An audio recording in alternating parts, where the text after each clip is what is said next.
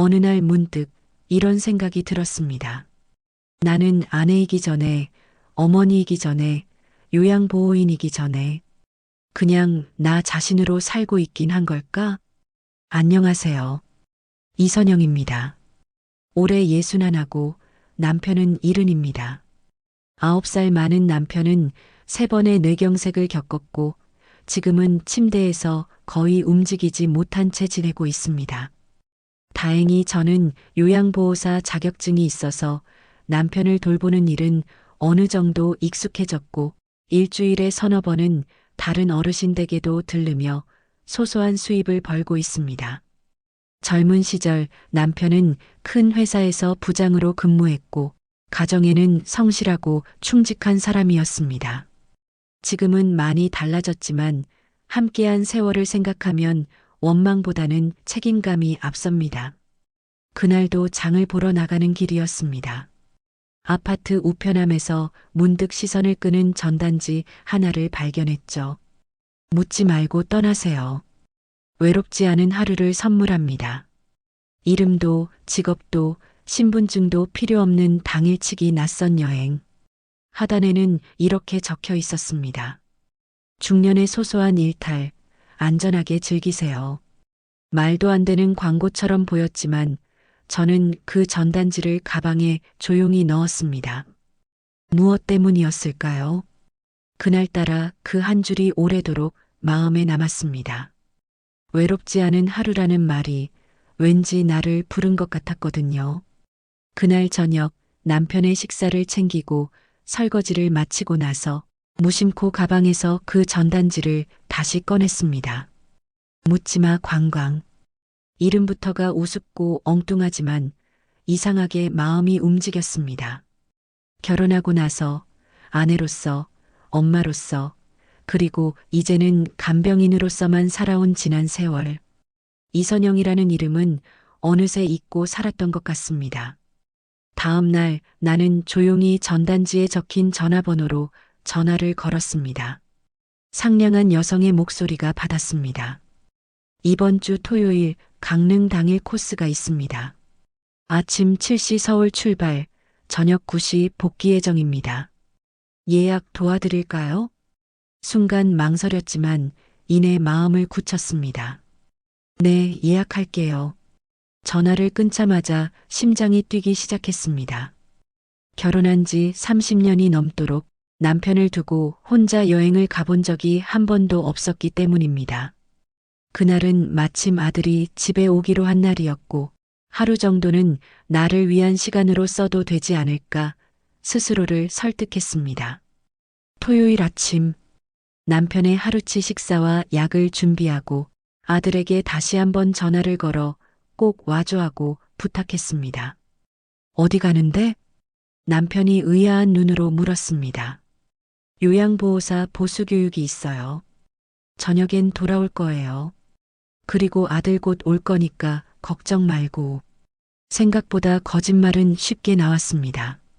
조금의 죄책감도 있었지만 이상하게도 마음 한편은 들뜬 느낌이었습니다. 지하철을 타고 전단지에 적힌 장소로 향했습니다. 서울 도심의 작은 여행사 앞 제 또래의 남녀 20명 정도가 모여 있었습니다. 서로 어색하게 인사만 나누고 대기 중인 버스에 천천히 올라탔습니다.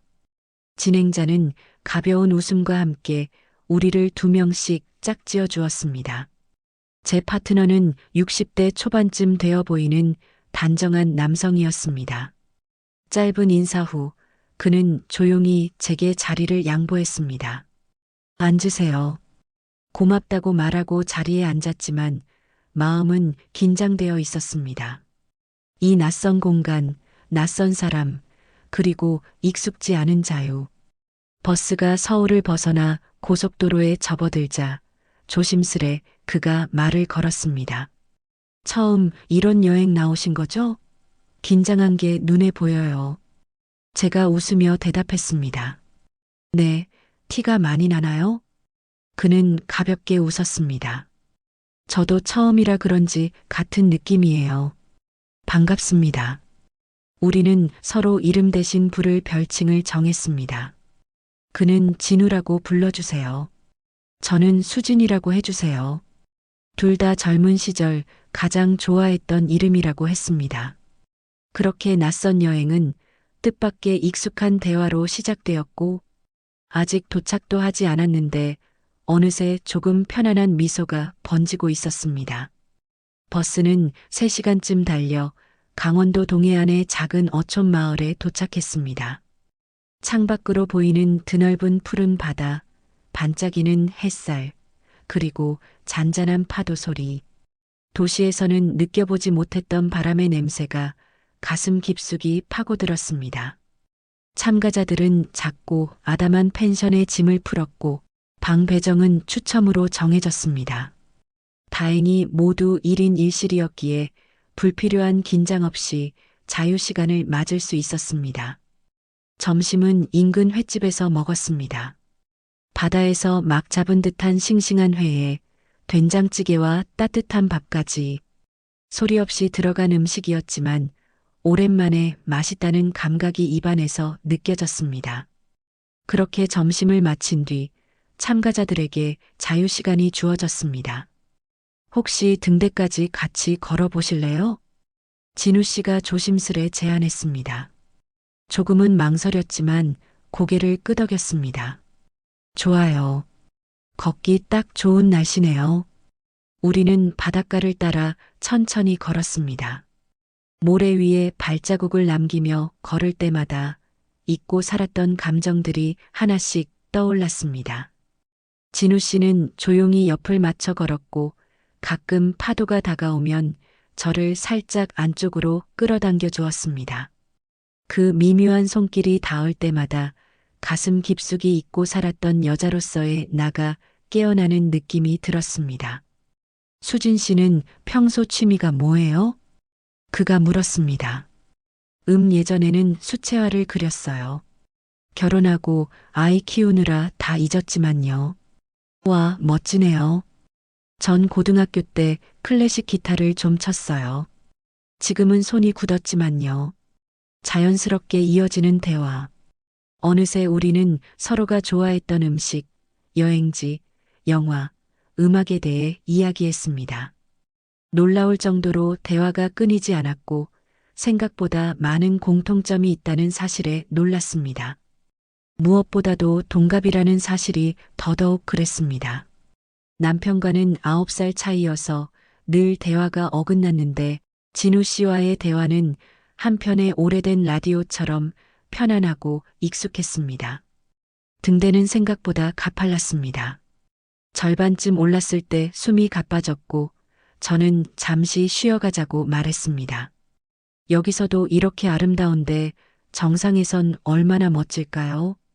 숨을 고르며 말하자 진우 씨는 미소를 지으며 말했습니다. 천천히 올라가요. 시간은 많아요. 누가 먼저 가는지도 중요하지 않고요. 그 말이 어쩐지 깊이 박혔습니다. 남편은 한 번도 제 속도를 기다려준 적 없었습니다. 항상 그의 일정, 그의 컨디션, 그의 기준에 제가 맞춰야 했으니까요. 드디어 등대에 도착했습니다. 붉게 물든 수평선 너머로 펼쳐지는 하늘과 바다. 갈매기 떼가 날고 멀리서 고깃배가 천천히 지나가는 모습. 수진 씨, 저기 봐요. 그가 손가락으로 가리킨 곳엔 한 마리 갈매기가 바다 위를 유유히 날고 있었습니다. 자유롭네요. 제가 말했습니다. 정말요. 자유 참 오랜만에 느껴보는 단어 같아요. 그도 조용히 속삭이듯 말했습니다. 우리는 등대 난간에 기대어 말없이 풍경을 감상했습니다. 바람이 머리카락을 흔들었고 소금기 어린 공기가 얼굴을 스쳤습니다. 그러나 그 모든 것이 싫지 않았습니다. 오히려 살아있다는 느낌이 들었습니다. 이상하죠? 낯선 사람인데도 이렇게 편안하다는 게. 그가 말했습니다. 오히려 아무것도 모르니까 더 솔직할 수 있는 것 같아요. 제가 대답했습니다. 석양이 점점 바다를 삼키기 시작했고 우리는 해가 지기 전에 등대를 내려가기로 했습니다. 내려가는 길은 더 쉬웠지만 어느 순간 모래에 발이 미끄러지면서 저는 중심을 잃고 쓰러질 뻔했습니다. 조심하세요. 그가 빠르게 제 팔을 붙잡았습니다. 그 손길에 순간 전기가 흐르는 듯한 감각이 지나갔습니다. 우리의 눈이 마주쳤고 그는 잠시 말이 없었습니다. 그 눈빛 속에는 따뜻함과 조심스러움, 그리고 어딘가 간절한 감정이 담겨 있었습니다. 저기 바위에 잠깐 앉을까요? 그가 제안했습니다. 우리는 바위에 나란히 앉아 붉은 노을이 수면을 물들이는 장관을 감상했습니다. 이런 걸 함께 볼 사람이 있다는 게 행복한 일이네요. 진우 씨가 말했습니다. 그 순간 그는 제 손을 조심스럽게 잡았습니다. 거부할 마음은 들지 않았습니다. 오히려 그 온기가 반가웠습니다. 그 온기 속에서 저는 무너졌던 감정의 벽이 조금씩 회복되고 있다는 걸 느꼈습니다. 수진 씨, 그가 제 이름을 부르듯 불렀습니다. 오늘 이렇게 만난 건 우연일까요? 운명일까요? 저는 눈을 돌리지 않고 대답했습니다. 어쩌면 둘 다일 수도 있겠네요. 우연히 시작된 운명. 그의 눈빛이 깊어졌고 저도 모르게 그의 쪽으로 몸이 기울어졌습니다. 그리고 아주 부드럽고 조용하게 우리의 입술이 맞닿았습니다. 짧지만 강렬한 오랜 외로움과 고요한 설렘이 뒤섞인 입맞춤이었습니다. 떨어져 나온 후 얼굴이 화끈거렸습니다. 결혼 30년 동안 남편 외에 누군가에게 이런 감정을 느껴본 적이 없었으니까요. 죄송해요. 너무 갑작스러웠죠? 그가 당황한 듯 말했습니다. 하지만 저는 천천히 고개를 저었습니다. 아니에요. 괜찮아요. 심장은 계속 빠르게 뛰고 있었고 온몸이 그 감정에 반응하고 있었습니다. 우리는 노을이 완전히 사라질 때까지 바위 위에 나란히 앉아 말없이 바다를 바라보았습니다. 말보다 침묵이 더 따뜻했던 그 시간. 별이 하나 둘 떠오르기 시작했고 파도 소리만이 그 고요함을 채웠습니다. 슬슬 돌아가야 할 것 같네요. 진우 씨가 조용히 말했습니다. 저녁 시간이에요. 우리는 다시 펜션 쪽으로 걸었습니다. 그는 자연스럽게 제 손을 잡았고 저는 그 손길을 거부하지 않았습니다. 마치 오래된 연인처럼 자연스럽고 편안한 걸음이었습니다. 펜션 바비큐장에서는 이미 대부분의 참가자들이 모여 저녁을 먹고 있었습니다. 우리는 그 사이에 섞였지만 어쩐지 사람들과 어울리기보다는 둘만의 공간에 머물고 싶었습니다. 혹시 저녁 먹고 나서 해변 한 번 더 걸을래요? 제가 조심스럽게 물었습니다. 진우 씨의 눈이 살짝 반짝였습니다. 그렇게 우리는 저녁 식사를 마친 후 다른 참가자들이 노래방으로 향할 때 조용히 해변으로 다시 나왔습니다. 수진 씨, 그가 진지한 목소리로 말을 꺼냈습니다. 오늘 하루 정말 행복했어요. 저도요. 제 마음도 진심이었습니다. 저는 지금 혼자예요. 그가 말했습니다. 3년 전에 아내가 교통사고로 세상을 떠났어요. 순간 놀랐지만 저는 그를 바라보며 손을 꼭 잡아주었습니다. 많이 힘드셨겠어요. 그는 조용히 고개를 끄덕였습니다. 그래서인지 오늘 여행이 너무 따뜻하게 느껴졌어요. 누군가와 함께 걷고 이야기하고 웃고 그런 시간이요. 그는 제 얼굴을 부드럽게 쓰다듬으며 말했습니다. 오늘 하루만큼은 모든 현실을 내려놓고 싶어요. 그냥 이 순간만큼은 우리 둘만의 시간으로 남았으면 해요. 그 말에 저는 아무 말 없이 고개를 끄덕였습니다. 오늘만큼은 요양보호사도 간병인도 아내도 아닌 그저 이선영으로서 존재하고 싶었으니까요. 그리고 우리는 다시 한번 키스했습니다. 이번에는 더 깊고 더 뜨겁고 더 확신에 찬 입맞춤이었습니다. 그의 팔이 제 허리를 감쌌고 저는 그의 어깨에 손을 올렸습니다. 심장은 요동쳤고 오랫동안 닫아두었던 마음의 문이 서서히 열렸습니다. 키스가 끝났을 때 그가 아주 조심스럽게 속삭였습니다. 내 방으로 함께 가실래요? 평소에 저였다면 절대 상상도 못했을 말이었지만 그 순간엔 망설임이 없었습니다. 조용히 고개를 끄덕였습니다. 우리는 조심히 펜션으로 돌아갔고 다른 참가자들의 눈을 피해 그의 방으로 향했습니다. 문이 닫히자마자 우리는 다시 서로의 품에 안겼습니다. 옷이 하나둘 벗겨졌고 우리는 자연스럽게 침대에 함께 놓였습니다. 그의 손길은 조심스럽고 따뜻했습니다. 오랜만에 느끼는 설렘과 떨림, 여자로서의 감각이 다시 살아나는 듯한 감정이 몸을 휘감았습니다. 당신은 정말 아름다우세요. 그가 제 귓가에 속삭였습니다. 그 순간 세상은 조용해졌습니다. 남편도 의무도 책임도 일상도 그 모든 현실이 사라지고 오직 두 사람의 존재만이 남아 있었습니다. 그날 밤 우리는 서로에게 위로가 되어 주었습니다. 육체적인 관계를 넘어 마음의 상처와 외로움을 어루만져주는 따뜻한 감정이 오갔습니다. 박선영이에요. 제가 그의 가슴에 얼굴을 묻으며 속삭였습니다. 그게 제 진짜 이름이에요. 그가 제 머리카락을 쓰다듬으며 조용히 말했습니다. 최진우입니다. 만나서 반가워요, 선영 씨.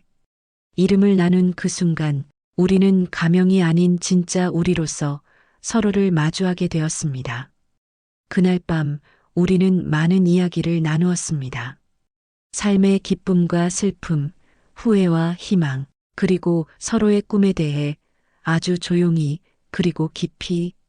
구체적인 신상은 여전히 공유하지 않았지만 그건 전혀 중요하지 않았습니다. 우리는 서로의 마음을 나누고 있었고 그 사실만으로도 충분했으니까요. 이렇게 편하게 이야기 나눌 수 있는 사람이 있다는 게 정말 오랜만이에요. 진우 씨가 말했습니다. 저도요. 특히 동갑이라 그런지 더 자연스러운 느낌이에요. 남편과는 9살 차이가 있었기에 늘 어딘가 어긋나는 대화와 감각의 차이를 느꼈습니다. 하지만 진우 씨와는 마치 같은 시절을 함께 살아온 듯한 공감이 있었습니다. 같은 시대의 노래, 같은 배우가 나온 영화, 같은 뉴스와 시대의 흐름을 기억하는 사람. 그것만으로도 이미 충분한 연결감이 되었습니다. 밤이 깊어지고 잠시 눈을 붙였던 새벽. 나는 살며시 눈을 떴고 창가에 서 있는 그의 모습이 보였습니다. 창밖으로는 잔잔한 파도 위로 새벽빛이 내려앉고 있었고 그는 그 풍경을 말없이 바라보고 있었습니다. 조용히 일어나 그의 곁으로 다가갔습니다. 그는 고개를 돌려 미소 지었습니다. 일어났어요? 네. 잠깐요. 우리는 함께 창밖을 바라보았습니다. 붉은 태양이 수평선 너머로 천천히 떠오르고 있었고 밤새 울던 파도는 이제 아주 잔잔하게 출렁이고 있었습니다. 새로운 하루네요. 제가 말했습니다. 그리고 우리의 이별이기도 하죠. 그가 말했습니다. 가슴이 순간 아려왔습니다. 하지만 이별을 부정할 수는 없었습니다. 이 하루가 처음부터 그렇게 정해져 있었던 것처럼 느껴졌으니까요. 후회하세요? 그가 조심스럽게 물었습니다. 잠시 침묵했지만 곧 고개를 저었습니다. 아니요. 오히려 고마워요. 오랜만에 저로 살아볼 수 있게 해줘서. 그는 조용히 고개를 끄덕였습니다.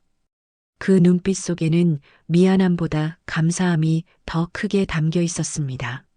아침 식사 후 모든 참가자들은 다시 버스에 올랐습니다. 서울로 돌아가는 길. 진우 씨는 조심스럽게 말을 꺼냈습니다. 혹시 연락처를 주실 수 있을까요? 이런 인연을 그냥 보내기엔 너무 아쉬워요. 제 마음도 흔들렸습니다. 하지만 곧 고개를 저었습니다. 미안해요.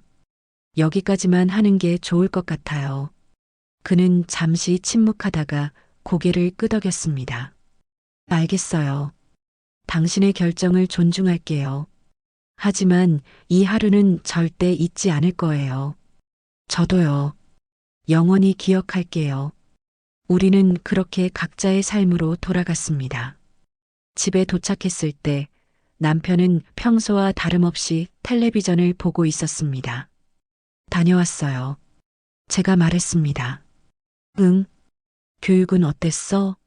무심한 말투. 많이 배우고 왔어요. 거짓말이었지만 너무나 쉽게 나왔습니다. 그날 이후로 저는 다시 일상으로 돌아갔습니다. 남편을 간병하고 요양보호사 일을 하며 분주한 하루하루를 보냈습니다. 하지만 마음 한켠에는 늘 그날의 기억이 남아 있었습니다. 진우 씨의 따뜻한 손길, 바닷가의 노을, 등대에서의 조용한 키스, 그리고 우리가 나눈 대화.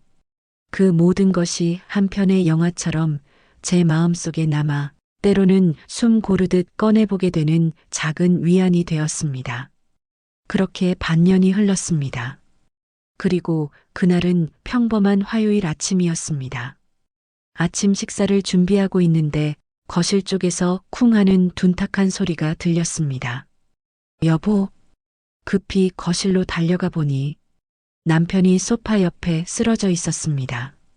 얼굴은 파랗게 질려 있었고 의식은 없었습니다. 심장이 덜컥 내려앉았습니다. 하지만 저는 요양보호사 자격증 교육에서 배운 대로 침착하게 행동하려 애썼습니다.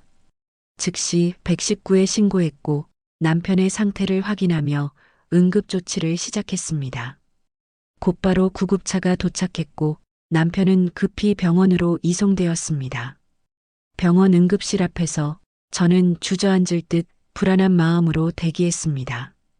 28년을 함께한 사람. 늘 불만도 있었고 갈등도 있었지만 지금은 그저 제발 무사히만 깨어나길 바랄 뿐이었습니다. 보호자분, 수술 동의서 작성해 주세요. 심장 혈관이 막혔습니다. 응급수술이 필요합니다. 간호사의 말에 서둘러 수술 동의서를 작성했습니다. 그때 수술복 차림의 의사가 제 앞에 나타났습니다. 보호자 되시죠? 그 목소리, 그 얼굴. 순간 숨이 막히는 것 같았습니다. 그는 바로 그날의 진우 씨 최진우였습니다. 그도 저를 알아본 듯 잠시 놀란 눈빛으로 저를 바라보았습니다. 하지만 곧 전문의로서의 표정을 되찾고 말했습니다. 최진우입니다. 환자분은 심근경색입니다. 관상동맥이 심하게 막혀 있어 즉시 수술이 필요합니다. 제 손은 떨렸고 머릿속은 혼란스러웠지만 남편의 생명이 걸린 상황에서 개인적인 감정은 사치였습니다. 저는 수술 동의서에 서명했고 진우 씨는 곧장 수술실로 들어갔습니다. 저는 다리에 힘이 풀려 대기실 벤치에 주저앉았습니다. 이런 상황이 믿기지 않았습니다. 세상에 어떻게 이런 일이. 그날 단 하루 낯선 바닷가에서 만났던 남자가 지금 내 남편의 생명을 책임지고 있다니 무거운 죄책감이 가슴을 짓눌렀습니다. 그날의 일탈, 그리고 지금 이 현실. 1시간 반쯤 후 진우 씨가 수술복 차림으로 대기실에 나타났습니다. 수술은 성공적이었습니다. 막힌 혈관을 뚫었고 혈류도 안정적으로 회복되었습니다. 저는 그 자리에서 눈물을 흘렸습니다. 살아줘서 고맙고 살려줘서 고마운 그 모든 감정이 한꺼번에 밀려왔습니다. 감사합니다. 정말 감사합니다. 제 말에 그는 차분한 목소리로 답했습니다. 회복실에 계시고 중환자실로 곧 옮겨질 예정입니다. 이틀 정도 집중 관찰이 필요합니다. 그는 제 얼굴을 바라보지 않고 차트와 바닥만 응시했습니다. 끝까지 의사의 역할을 지키려는 듯 보였습니다. 추가로 궁금한 점이 있으면 간호사에게 문의해 주세요. 내일 회진 시간에 다시 뵙겠습니다. 그가 돌아서려는 순간 저는 조용히 불렀습니다. 교수님. 그는 걸음을 멈췄지만 뒤돌아보지는 않았습니다. 정말 감사해요. 그는 잠시 망설이더니 고개만 가볍게 끄덕이고 수술실 쪽으로 사라졌습니다. 그의 뒷모습을 보며 감사함과 당혹감, 미묘한 그리움이 뒤섞인 감정이 밀려왔습니다. 남편은 이틀 뒤 일반 병실로 옮겨졌고 그 사이 진우 씨는 철저하게 다른 의료진들과 함께 회진을 돌았습니다. 제게 개인적인 말을 건네는 일은 단 한 번도 없었습니다. 병실에서 간병을 하며 저는 끝없이 내적 갈등에 시달렸습니다. 남편이 누워있는 병상 옆에서 그의 생명을 구한 사람이 제가 단 하루 감정적으로 얽혔던 남자라는 사실이 저를 옥죄었습니다. 하지만 동시에 이 아이러니한 운명 속에서 나는 내 감정을 어느 정도 정리해 나가기 시작했습니다. 일주일쯤 지난 아침, 저는 잠시 간병인을 불러 남편을 부탁하고 병원 옥상으로 올라갔습니다. 답답한 마음을 달래고 싶어서였습니다. 옥상 난간에 기대어 서울 시내를 바라보던 그때 뒤에서 익숙한 목소리가 들렸습니다. 선영 씨. 놀라서 돌아보니 진우 씨가 거기 있었습니다. 그도 잠시 휴식을 위해 올라온 듯 했습니다. 저는 멋쩍게 인사를 건넸고 그는 제 옆에 서서 조용히 말했습니다. 환자분 상태가 많이 좋아지고 있어요. 회복이 빠르신 편입니다. 교수님 덕분이에요. 다시 한번 정말 감사드립니다. 잠시 침묵이 흘렀습니다. 서울의 바람소리만이 우리 사이를 채우고 있었습니다. 이상하죠? 제가 먼저 말을 꺼냈습니다. 그날 그 바닷가에서 만난 분이 지금 제 남편의 생명을 구했다는 게. 그는 조용히 고개를 끄덕였습니다. 운명이라는 게 가끔은 예측할 수 없게 얽히기도 해요. 혹시 제가 그날 잘못된 선택을 해서 이런 일이 벌어진 건 아닐까요? 저는 고개를 숙이며 말했습니다. 그렇게 생각하지 마세요. 우리가 만난 건 그날 그 하루였고 제가 이 자리에 있는 건 우연이었어요. 제가 그냥 당직이었을 뿐입니다. 그렇겠죠. 작게 웃으며 대답했습니다. 저는 그날 밤을 후회하지 않아요. 그가 말했습니다. 하지만 지금은 제가 당신 남편의 담당 의사이고 당신은 환자의 아내니까요. 알아요. 저도 그날은 그냥 그날로 남기려고 해요. 환자분이 완전히 회복되면 다음 검진은 다른 교수님께 배정하셔도 돼요. 아니요. 괜찮아요. 지금은 교수님은 남편의 주치의일 뿐이에요. 그는 조용히 제 얼굴을 바라봤습니다. 그 눈빛 속엔 이해와 존중이 담겨 있었습니다. 사흘 뒤 남편은 건강하게 퇴원했습니다. 진우 씨는 마지막 회진 때 다음 검진 일정과 복약 지침을 설명하며 끝까지 철저히 의사의 자세로 임했습니다. 다음 달 외래 꼭 방문해 주세요. 정말 감사합니다. 교수님 덕분에 살았어요. 남편은 연신 고개를 숙이며 말했습니다. 저는 묵묵히 고개를 숙였습니다. 그리고 그와 짧은 눈빛을 교환했습니다. 그 안에는 많은 감정이 녹아 있었습니다. 감사함, 슬픔, 이별, 그리고 따뜻한 기억. 그 후로 2달 뒤 남편의 정기검진을 위해 병원을 다시 찾았습니다. 하지만 그날 진료는 다른 교수님이 대신 보셨습니다. 최 교수님은 지금 해외 연수 중이세요. 간호사의 말에 미묘한 허전함이 밀려왔습니다. 그게 더 자연스러운 결말이라는 생각도 들었지만요. 진료를 마치고 병원을 나서려는 순간 간호사가 저를 다시 불렀습니다. 이선영 씨 맞으시죠? 최 교수님께서 전해달라며 이 봉투를 맡기셨어요. 집에 돌아와 봉투를 열어보니 그 안엔 작은 책 한 권과 손글씨 메모, 그리고 사진이 들어 있었습니다. 남편분의 건강관리에 도움이 될 만한 책을 보내드립니다. 그리고 그날의 기억은 저에게도 소중했습니다. 항상 건강하세요. 최진우. 그리고 메모 끝에는 작은 추신이 적혀 있었습니다. 묻지 말아야 할 여행도 때로는 우리 삶의 가장 소중한 인연을 남기곤 합니다. 사진 한 장이 떨어졌습니다. 우리가 함께 갔던 그 바닷가, 그가 아침 일찍 홀로 찍은 듯한 붉은 노을이 남은 풍경이었습니다. 나는 그 사진을 조용히 가슴에 품었습니다. 짧았지만 강렬했던 인연, 그리고 그 인연이 남긴 따뜻한 여운은 내 삶에 다시 작은 숨을 불어넣었습니다. 인생은 어쩌면 그런지도 모릅니다. 목적지를 모른 채 떠나는 묻지마 여행처럼 우리는 누구를 만나게 될지, 어떤 감정을 느끼게 될지 모른 채 살아가지만 그 모든 우연은 결국 어떤 이유로든 반드시 의미 있는 방향으로 연결되어 있다는 것. 그날의 기억은 그렇게 내 안에 영원히 남아있을 것입니다.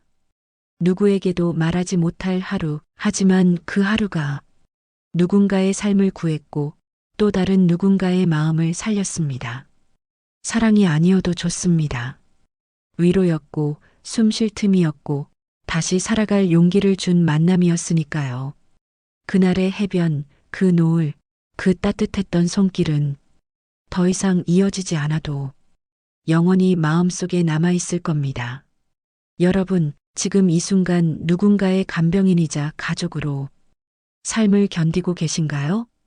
그렇다면 오늘 영상이 잠시나마 당신의 숨이 되어주길 바랍니다. 좋아요는 당신의 용기, 구독은 우리 모두의 위로입니다. 지금 고단한 누군가의 밤에도 이 작은 이야기가 도착하길 바랍니다. 우리는 각자의 이유로 살아가지만 가끔은 이유 없는 위로가 더 오래 남기도 하니까요.